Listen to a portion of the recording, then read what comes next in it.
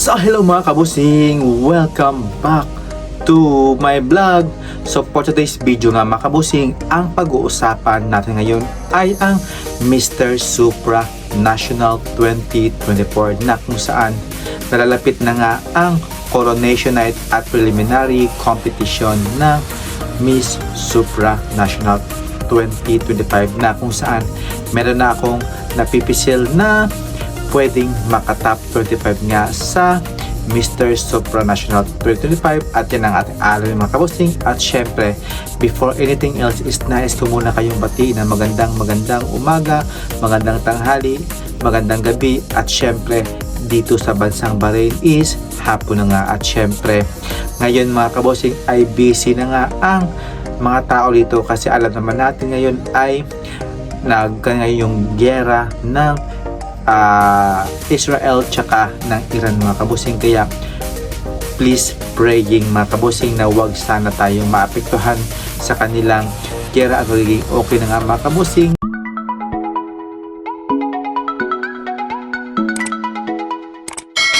So ayun na nga mga kabusing, ang pag-uusapan natin ngayon ay ang Mr. Supra National 2025 at syempre grabe mga kabusing, pukpukan na talaga ang labanan dito sa Mr. Supra National at syempre narito yung aking top 25 nga mga kabusing sa Mr. Supra National 2025 na let's begin with Iceland. So si Iceland mga kabusing, alit dito yung kanyang picture. Si Iceland, okay naman yung kanyang photos dito, okay na okay sa akin yung kanyang pinapakita at yung kanyang performance okay na okay din sa akin mga kabusing.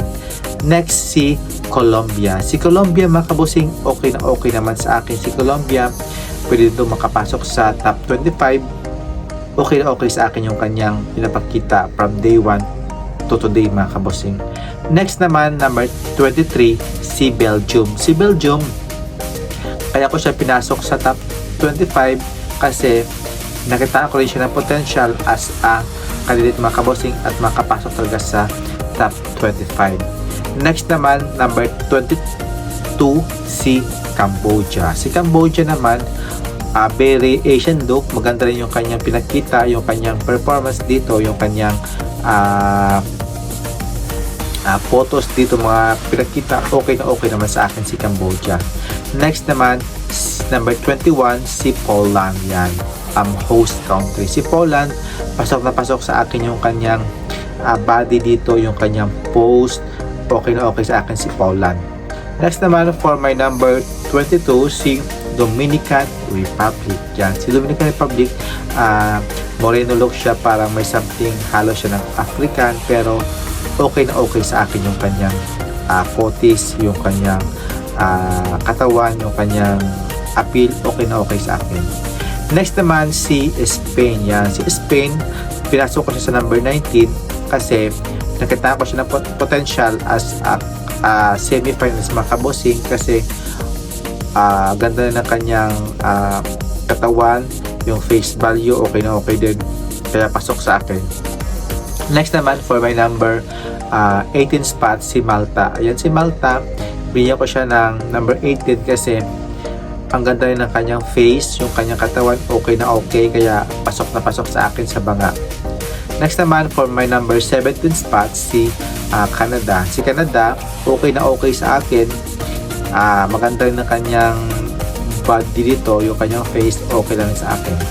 Next naman for my number 16 spot si Thailand. Ayan si Thailand, grabe mga kabosing, si Thailand, ganda rin ng kanyang mukha dito, Asian look, style na Thailand talaga, yung kanyang katawan okay na okay, wala akong masabi dito kay Thailand.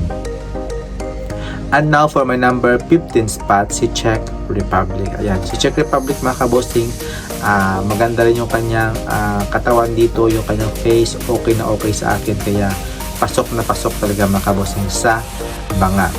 Next naman for my number 14 spot si Puerto Rico. Ayan si Puerto Rico mga kabosing, binigay ko sa number 14 kasi grabe din yung kanyang dedikasyon talaga na makapasok talaga sa semi-finals mga kabosing si Puerto Rico, kaya kaya pa yan. Next naman for my number 13 spot, si Vietnam. Ayan, si Vietnam, ang lakas mga kabossing nga sa mga likes dito sa mga Facebook, mapa Instagram, mapa Facebook talaga. Grabe, dami lang sumusuporta kay Vietnam dito, kaya okay na okay sa akin sa number 13 spot. Next naman for my number 12, si Hong Kong. Ayan, si Hong Kong mga kabossing, una ko palang kita sa kanya sa Arrivals. Nagapon ako sa kanya, ang ganda ng kanyang aura, very Asian look talaga si Hong Kong, kaya number 12 sa akin.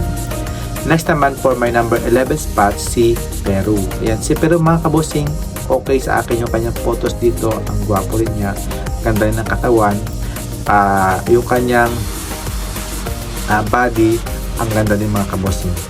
Next naman for my number 10 spot, si Myanmar. Ayan, si Myanmar mga kabossing, ang ganda din ng kanyang face value din to, katawan din maganda, yung kanyang from day 1 to day, okay na okay naman sa akin mga kabossing. Nung nagpunta siya sa may sapa-sapa, okay na okay sa akin. For my number 9 spot mga kabossing, si Nigeria. Yan, si Nigeria, nakita ko siya ng potential na sa Africa, siya talaga yung makakapasok talaga sa top 10 mga kabossing o top 12, si Nigeria, kasi sa face okay na okay, sa katawan ang ganda ng katawan ni Nigeria. Yan, for my number 8 spot, si Indonesia. Ayan, si Indonesia mga kabossing, grabe din, ang gwapo din niya, ganda rin ng kanyang katawan, grabe mga kabossing, si Indonesia, lumalaban talaga ito at gusto talagang mai-penetrate sa top mga kabossing, sa top 12 mga kabossing. Grabe si Indonesia, ang lakas din mga kabossing ng kanyang aura, yung kanyang galawan, sobrang smooth din. Next naman for my number 7 spot, si Brazil. Ayan, si Brazil, ang gwapo din ito, maganda rin yung kanyang pinakita, yung katawan niya, grabe, ang ganda talaga yung face value nito si Brazil, kaya pinasok ko siya sa number 7 spot, si Brazil. Next naman number 6, si Venezuela. Ayan, si Venezuela mga kabossing, una ko pala kita sa pictures niya, ang ganda dito, katawan niya, pak na pak, yung kanyang pinakita din mga kabossing from day 1 to today, okay na okay, kaya pinasok ko siya sa number 6. Ayan, dadako naman tayo sa top 6, sa top 5 mga kabossing. Ayan, for my number top 5, si Philippines nga mga kabossing. Ayan, si Philippines, nakita ko talaga siya ng potential as a top 5 material mga kabossing, kasi sobrang ganda ng katawan, ang gwapo niya, ang cute tingnan talaga ni Philippines, sobrang handsome talaga at napaka-wholesome talaga ng kanyang yung kanyang buo mga kabossing, kaya pasok sa akin si Philippines sa top 5. Ganda ng katawan niya, ang cute talaga ng smile niya.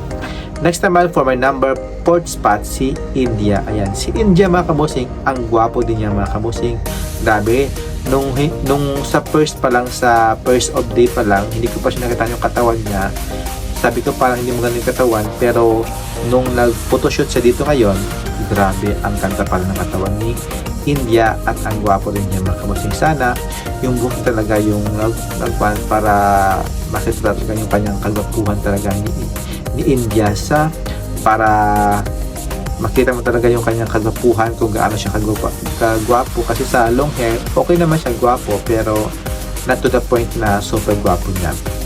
But happy naman ako sa kanyang from day 1 up to day mga kabossing. Next naman, for my number 3 spot, si France. Ayan, si France, grabe, ang ganda ng katawan, grabe si France mga kabossing, lumalaban talaga si France mga kabossing, kasi gwapo na, ganda ng katawan, matangkad, super handsome talaga itong si France. I don't know sa finals kung aari ba talaga siya sa finals talaga mga kabossing, pero para sa akin, pasok siya sa akin sa top 5 at number 3 ko si France. Ayan. Next naman for my number top 2, si Mexico. Ayan, si Mexico, very gwapo niya, grabe mga kabossing, si Mexico, ang ganda ng kanyang face, yung aura niya, grabe, all in talaga itong si Mexico. Body check, face check, performance niya sa mga activities check na check mga kabossing, Ayan, kaya number 2 sa akin si Mexico. Mali natin siya yung manalo or mag-first runner-up. Next naman for my number 1 spot, si Netherlands. Ayan, si Netherlands mga kabosing, no, grabe. Very man naman talaga yung face niya, yung galawan niya, manly na manly. Yung face, okay na okay, lalaking lalaki. Yung kanyang galawan, yung body niya, grabe, ang ganda ng katawan niya. Para lang siyang si Kenneth Kabungkal, yung parang bibong-bibo din kasi si Netherlands, kaya napaka-jolly niya. Let's see na lang sa finals kung siya talaga yung makakuha ng corona as a Mr. Supranational. Kaya let's see this coming 1 week na mga kabosing, either 27 or 28 mga kabosing yung kanilang coronation night. But happily ako mga kabosing na here is my top 25 mga kabosing sa Mr. Supranational. Kaya what do you think mga kabosing, sila ba talaga ang makakapenetrate sa top 25 or sa top 25 nito isa sa kanila ang makakuha ng corona? Kaya don't expect mga kabosing sa aking may prediction, but ito yung aking mga prediction na pwede talagang makakuha ng corona sa top 25 na ito by ranking mga kabosing. Kaya maraming salamat and see you in my next vlog, and have a nice day po mga kabosing. God bless, shukran, and bye bye. Keep safe po for our here in Bahrain. Bye bye. Sawadee Krap, and God bless po.